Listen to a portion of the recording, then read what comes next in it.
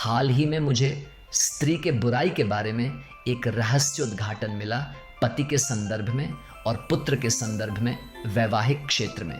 तो जब एक पति अपनी पत्नी को अपने ऊपर शासन करने देता है, जो एक पाप है, वह एक डरपोक पति है, यह स्त्री का बुराई है। लेकिन जब एक पुत्र अपनी मां को अपने ऊपर शासन करने देता है और उसकी अनुमति से वह बहू पर प्रभाव डालती है, इस प्रकार घर में प्रवेश करती है बिना अधिकार के, तो वह मां का दुलारा बेटा है। यह भी स्त्री का बुराई है।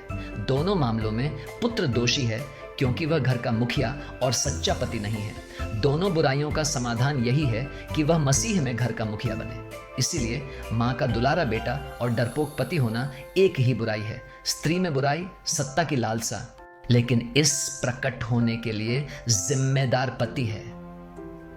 जैसे हव्वा का गिरना स्त्री का बुराई था, लेकिन आदम का पाप था कि वे स्वर्ग से निकाले गए, क्योंकि बगीचे की जिम्मेदारी उसे सौंपी गई थी।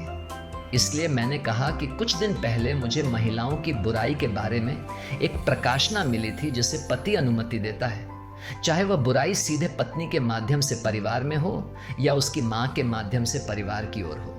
उसको हस्तक्षेप करने का कोई अधिकार नहीं है। भले ही बहू पूर्ण नहीं है, बेटे को अपनी मां को हस्तक्षेप करने की अनुमति नहीं देनी चाहिए और इस तरह बहू को कमज़ोर नहीं करना चाहिए।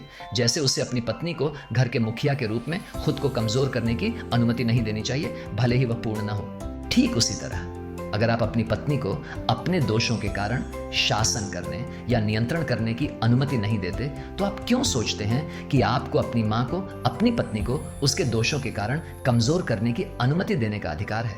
एक मामले में आप जोरू का गुलाम हैं और दूसरे मामले में आप मम्मा के लाडले हैं। दोनों ही मामलों में आप पापी हैं और दोनों का समाधान यही है कि आप मसीह में घर के सच्चे मुखिया बने। मुझे नहीं पता कि आप मुझे ऐसे क्यों देख रहे हैं, जैसे आप हारने वाले या मम्मा के लाडले हैं। क्या आप जानते हैं कि मेरे गांव में हारने वाले को क्या कहते हैं? प्रपाक।